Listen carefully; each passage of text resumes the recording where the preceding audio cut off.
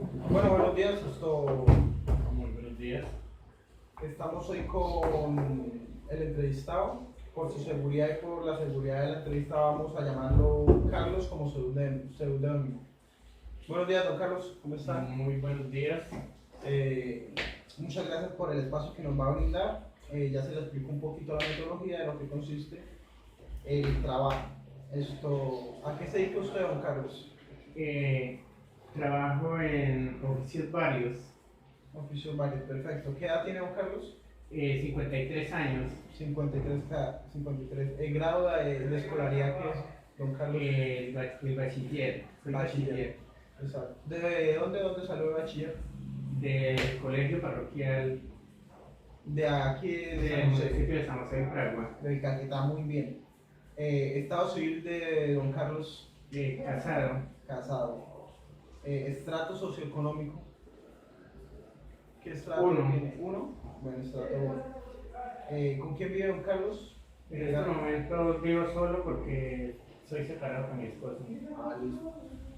Bueno, don Carlos, entrándonos un poco más al tema de un bosquejo pues, del posconflicto, quiero iniciar preguntándole algo a usted. ¿Usted qué entiende por la guerra interna de Colombia? La guerra interna de Colombia es un fenómeno que se viene desarrollando a través de la necesidad de la gente, de lo que busca la gente, de la necesidad de la gente tener como poder, gobernar. Algunos por los pocos conocimientos se inducen a tomar determinaciones orientadas por personas que se preparan para instruir a la gente en diferentes formas. En esas formas cogen diferentes conocimientos.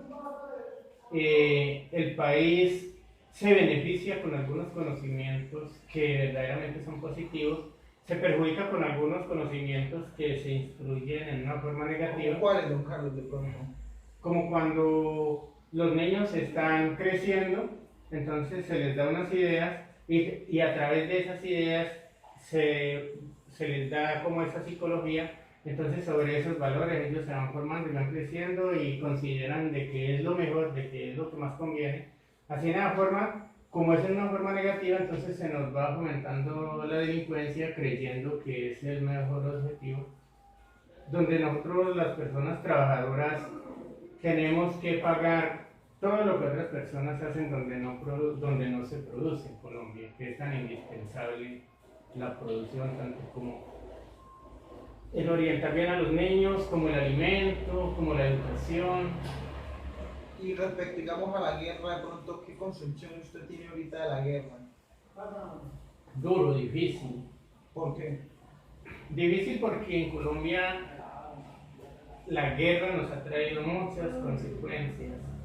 Es por eso que en estos momentos las personas que trabajamos en Colombia no valemos un peso, porque estamos en manos de todos los objetivos de derecha, objetivos de izquierda, donde pagamos impuestos, donde a nosotros los trabajadores no se nos reconoce sino únicamente para estar aportando, como si fueran sanguijuelas que se nos pegan a nosotros los trabajadores para darle al país, y ya las personas que dependemos de muy poco, que esperamos de un gobierno. ¿Qué esperanza tenemos nosotros los trabajadores de que el gobierno a nosotros los trabajadores, que somos los que sostenemos a Colombia, nos den una oportunidad de tenernos en cuenta para alguna ayuda, cuando el país día por día más va en crisis, porque los recursos se van en todo momento, se van esas las personas que se preparan para atacar el gobierno, para cobrar impuestos. Entonces, así de una forma nosotros nos sentimos totalmente perjudicados los trabajadores. Don Carlos, ¿usted qué entiende por posconflicto? Pues posconflicto es la negociación que se viene llevando en estos arreglos entre gobierno y la gente de izquierda. El posconflicto es algo de interpretarlo y también duro para interpretarlo porque ¿Por qué? pues las negociaciones que se han venido dando pues no nos han dejado como una claridad en beneficio verdaderamente de la gente que sí se sacrifica. ¿Cuál es la gente que se sacrifica? La gente que trabaja honradamente. ¿Qué opina usted de pronto de los procesos, de los acuerdos que se están llevando actualmente ahorita en Colombia, en La Habana? Totalmente un desastre. ¿Por qué? Porque algo que me quedó muy claro en una entrevista que tuve con el procurador departamental, cuando se negociaba lo del tema de la coca, cuando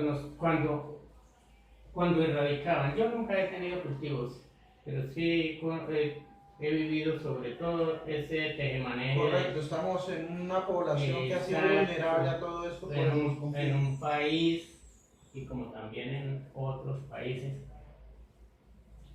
Le preguntaba al secretario del procurador departamental, ya que en el 1945 habían 45.000 hectáreas de coca cultivadas y pese a la erradicación, pese a la fumigación, y ya en el año 95 teníamos 97.000 hectáreas, en lugar de mermar, aumentaba. ¿Qué se hacían con esos recursos? Teniendo en cuenta de que fue en una programación por la televisión, lo expuso el Procurador Nacional, de que había que analizar muy bien el paso a seguir. ¿Por qué cree que se ve ese ascenso de las estadísticas de todo lo que es en cuanto a cultivos ilícitos? Porque es comparativo con el tema que estamos hablando ahorita. Si nos arrancaban 1 hectárea en el plan, nos iban a sembrar 3 en la cordillera, donde es el pulmón del mundo, donde están los recursos hídricos, donde nos vamos a contaminar de todas formas. Si nos intoxican la parte de la cordillera, nos estamos intoxicando nosotros, los seres humanos.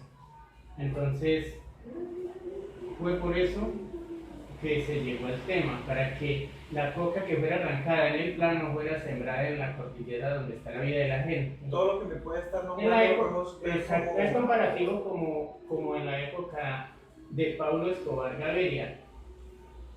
Mira el gobierno cómo le fue llevando la secuencia, únicamente teniendo como a favor algunos beneficios que se vienen presentando en la guerra, y le fue cediendo y fue cediendo y fue cediendo. ¿Qué hicieron las autoridades? ¿Qué pasó con la policía? ¿Qué pasó con, cómo se llama este grupo que formaron de la policía para hacer la persecución? Erradicación, No. antinarcóticos. Exacto. ¿Qué pasó con ellos? Únicamente fueron carnada de leones. Ellos quedaron maniatados, manicruzados, y eran los agentes del orden. Entonces, ¿cómo se deja acorralar un gobierno de un narcotraficante? ¿Pero por qué cree que se dio todo eso? ¿A raíz de qué? A raíz de que se dejó chantajear, de que se dejó amedrentar. El gobierno. Exacto, le faltó decisión y solo dependía de un presidente. En estos momentos también nosotros Y dependemos ahorita de un actualmente el proceso de paz, ¿qué concepción tiene usted particularmente de él?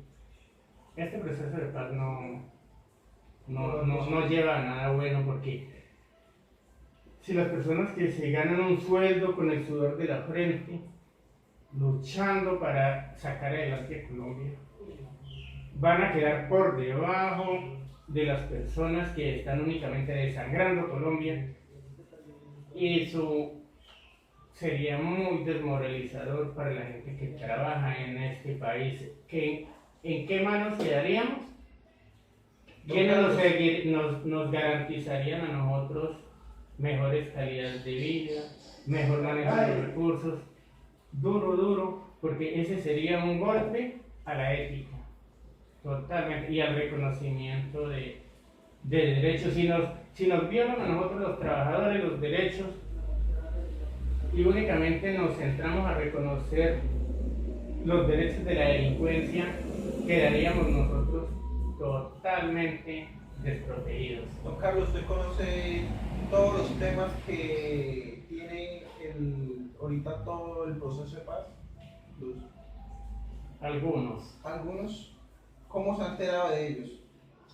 A través de la televisión, a través de algunos amigos que dialogan, que tienen conocimientos, que aportan. Don Carlos, ¿de qué manera el conflicto lo ha afectado a usted? Económicamente, porque ha decaído el comercio, y cuando el gobierno no nos puede garantizar empleo a todos los colombianos, algunos quedamos para trabajar en el campo dependiendo del comercio, y un comercio decaído.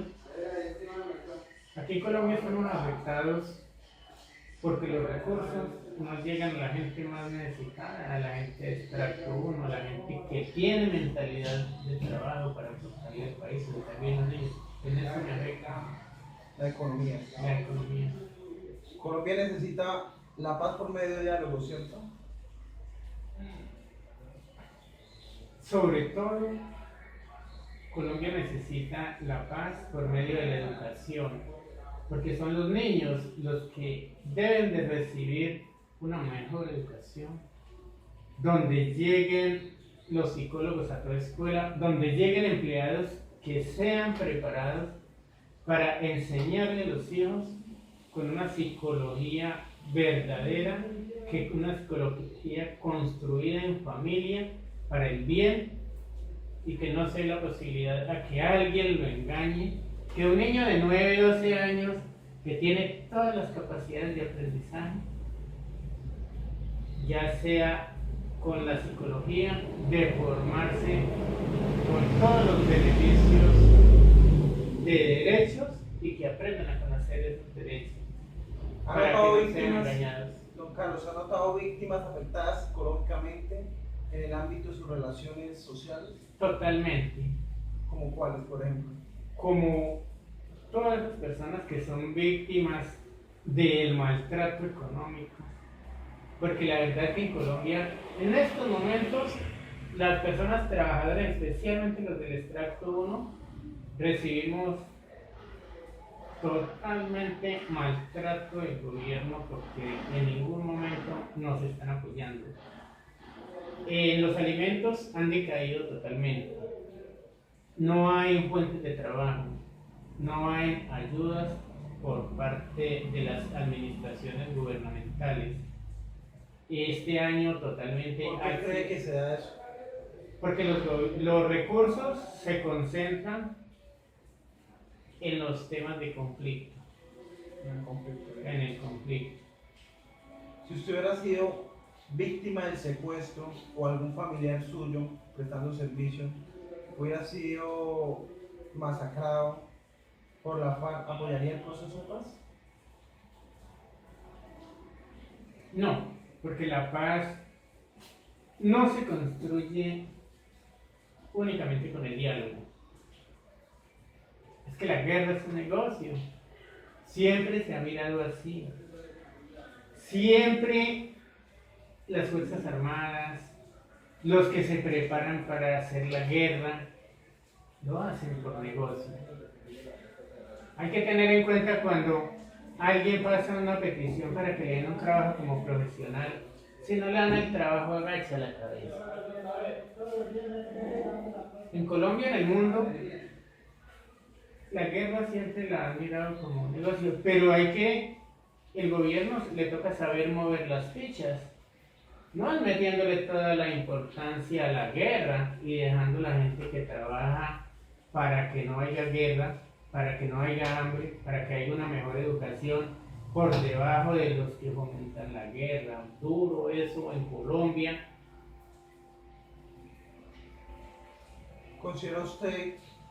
¿Se puede considerar usted como un gestor de paz? ¿O qué estaría dispuesto para contribuir a la paz? Usted como persona, como ciudadano. Aportándole a mi familia. Siempre le he dicho a mi familia, nunca se metan en las partes conflictivas. Siempre sean héroes, pero del trabajo. Cualquier colombiano, cualquier persona que le pregunten a alguno de mis hijos, siempre van a tener la respuesta, soy héroe del trabajo, no me meto para ningún lado. Así nos toca aprender y a sobrevivir en Colombia, para no correr riesgos, no tener ningún problema y siempre ser muy sincero con lo que se hace en el trabajo, en buscar siempre la paz a través de los derechos que nos fomenta a nosotros la democracia y respaldando siempre las personas que trabajan por el bien, por la honra y por los derechos de los ciudadanos Don a Carlos, nivel de gobierno. Y también esperamos que el gobierno apoye, fortalezca y proteja a estas personas para que en realidad los colombianos tengan una verdadera credibilidad en el gobierno nacional, que sean fortalecidos ellos, nadie más, porque si fortalecemos las personas que trabajan verdaderamente para los colombianos, no estamos fortaleciendo los que en todo momento buscan las cosas por la vía fácil.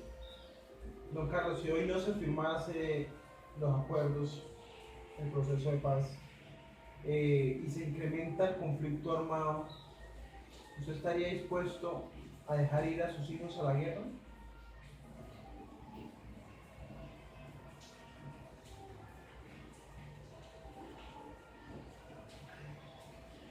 Es una pregunta muy difícil, porque todo dependería de un gobierno, porque es que necesitamos un gobierno serio, no un gobierno que llegue únicamente a tratar de jugarse los 4 años sin pensar cómo va a dejar el país. Nunca la guerra en el mundo se acaba, ninguna ley, nadie, lo mismo que el ejemplo que se colocó con lo del narcotráfico.